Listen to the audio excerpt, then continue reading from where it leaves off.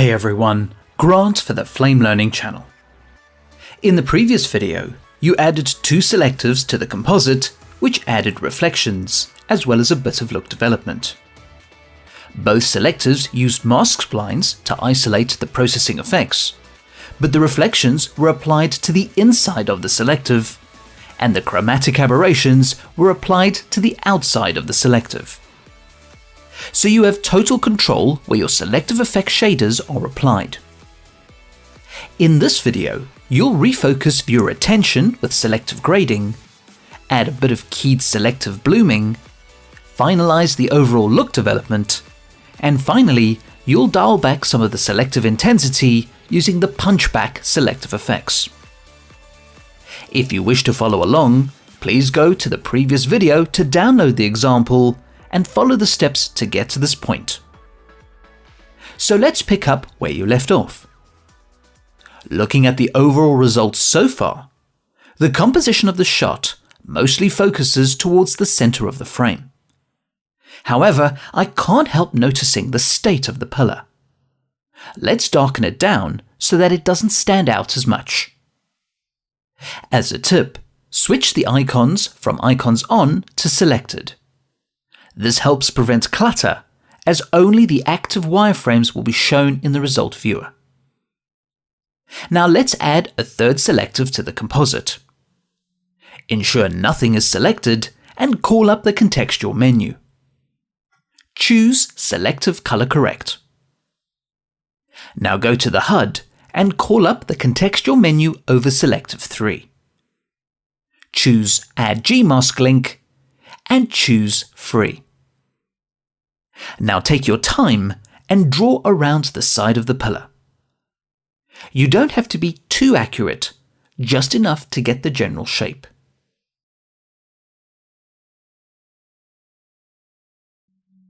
Once you close the shape, the selection returns back to Selective 3, and this is the reason why the shape disappears when the icons are set to selected. Go ahead and drop the master gamma and gain to darken the colors. You can toggle the H keyboard shortcut to turn the selective on and off. Now the edges are a bit harsh, so select the Gmask in the HUD for Selective 3. With the Gmask visible, hover over the spline and use the contextual menu to add a gradient point. You can now soften the edges of the selective by feathering the spline. So that should work for this example. Next, let's bloom the highlighted edges of the pillars. Call up the contextual menu and choose Selective. In the browser, scroll the list and choose the Bloom SelectiveFX shader. This is added to Selective 4, which is displayed in the HUD, and the brightest areas of the composite are blooming out. In the SelectiveFX controls, decrease the threshold amount until the blooming affects the pillars. You can also decrease the exposure so that it's not too overwhelming. Now the shader is affecting way too much of the composite. Use a keyer to narrow down the effect. Switch to the keyers menu and set it to active. Instead of picking a color, click the Highlights button. The keyer is now keying the highlights of the composite. To see the matte, ensure that Selective 4 is selected and toggle the F8 keyboard shortcut. This will take you to the Selective Matte view. You can now adjust the tolerance sliders to limit the matte. Press F4 to return to the result view. The blooming on the pillars is fine, but not good on the ground and the buildings. So let's isolate the selective further by combining the key with the mask. Choose Selective 4 in the HUD and add a Gmask using the contextual menu. Draw a shape that covers the talent and the highlights on the pillars. If you need to tweak the shape after its creation, just select the Gmask in the HUD and tweak the spline. So that's a bit of isolated blooming. Now you can keep adding selectives to work on different portions of the composite. But let's focus on the overall look development with another selective. Deselect all the objects in the composite and call up the contextual menu. Choose Selective Color Correct. Give the composite a bluish tint using the color wheel, and pull the master gamma, gain and offset down a bit. So you're starting to establish a specific look, and you can combine multiple selective effects to the selective to achieve this. For example, call up the contextual menu over Selective 5 in the HUD and choose Selective Effects. In the file browser, locate and select the Luma Curves Selective Effects. This will allow you to manipulate the hue and saturation of the composite based on its Luma curve. Now I just want to point out that if you select Selective 5 in the HUD or Selective Manager, you can toggle between the Color Correct and Luma Curves Selective Effects.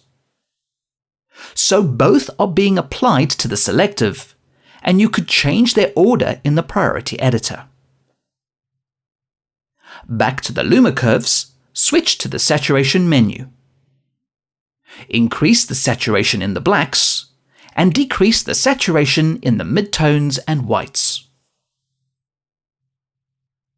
So you have changed the overall feeling of the composite, and if you toggle the H keyboard shortcut, you can mute Selective 5 to see the before and after. Now you've used multiple selectives and selective effects for VFX and look development. But what if on some areas it is too much?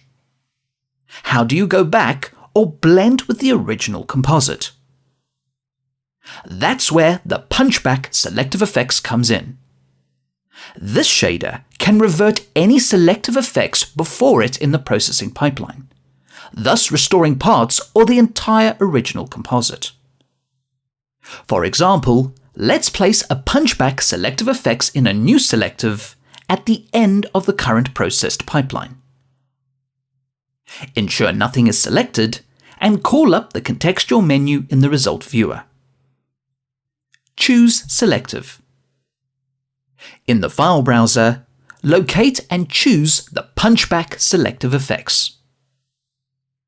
Looking at the composite, all the other selectives appear to be cancelled out. This is because of Selective 6, which is situated at the end of the processing pipeline containing the Punchback SelectiveFX. You can read the processing pipeline in the heads-up display from left to right. If you mute Selective 6 with the H keyboard shortcut, all the other selectives are still there. Now in the Punchback controls, you would adjust the mix, and this controls how much of the original image is mixed with the preceding selectives. You can even use blend modes to combine the original output with the selective result. So you can alter the overall look of the composite in this way, but you can also use the selective tools to only punch back isolated areas of the composite. For example, zoom in on the talent and hide Selective 6 for a moment.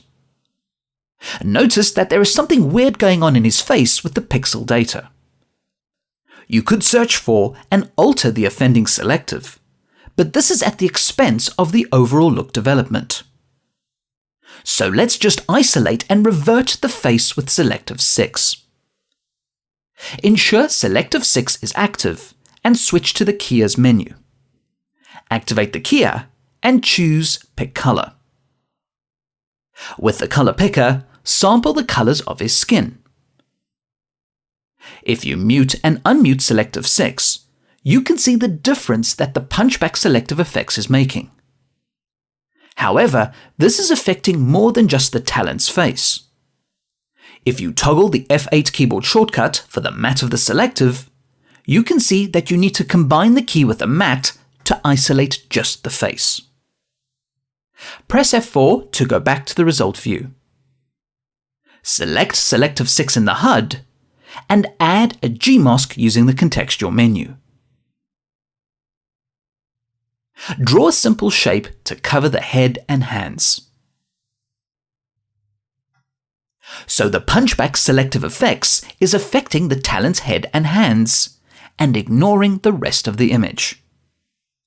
That is what you want, but the other problems this has caused is that the overall look development on the talent's features has also been cancelled out as a result of Selective 6.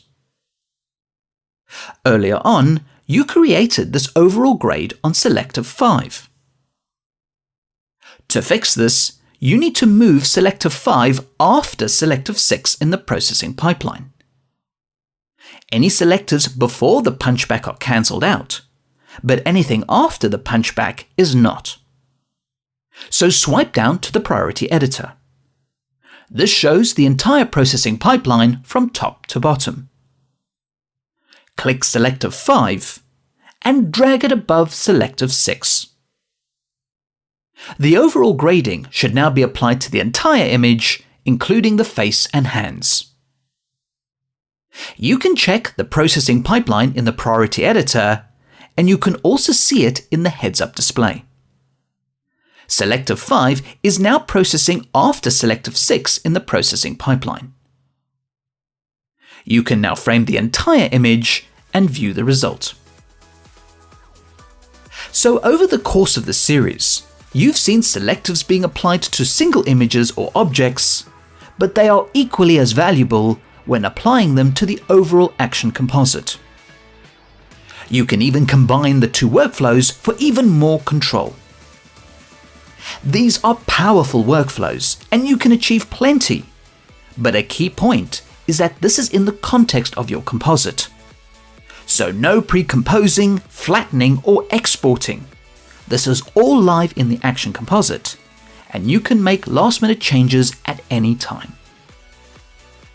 Don't forget to also check out the other workflows, features, and enhancements to the Flame 2018.3 update. Comments, feedback, and suggestions are always welcome and appreciated. Thank you for watching, and please subscribe to the Flame Learning channel for future videos.